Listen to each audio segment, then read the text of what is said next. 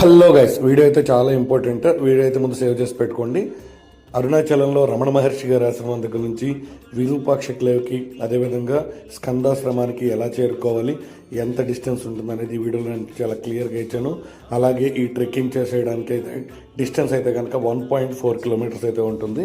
Trekking చేసేటప్పుడు చాలా జాగ్రత్తగా ఉండాలి, ఎందుకంటే వాల్యుబుల్ థింగ్స్ కానీ బ్యాగ్స్ కానీ మీరు తీసుకెళ్లే ఫుడ్ లాంటిది చాలా జాగ్రత్తగా ఉంచుకోవాల్సి ఉంటుంది. చూస్తున్నారు కదా, నా ముందైతే కనుక ఈరోజు ఫారినర్స్ అయితే వెళ్తున్నారు. వీళ్ళతో పాటు మన ఇండియన్ ఒక స్వామి అయితే కూడా వెళ్ళడం అయితే జరిగింది.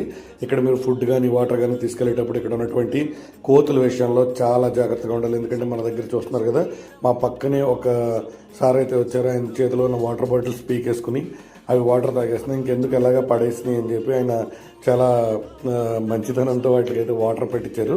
అంత చేస్తున్నా కూడా మన పాకెట్లో ఉన్న నోట్స్ అంటే క్యాష్ కానీ ఏది ఉన్నా కూడా లాగేస్తాయి అనమాట. వాటికి తెలియదు. సో మీరు పైకి ఏదైతే స్కందాశ్రమం కానీ విరూపాక్ష గృహకు వెళ్ళేటప్పుడు చాలా జాగ్రత్తగా ఉండండి.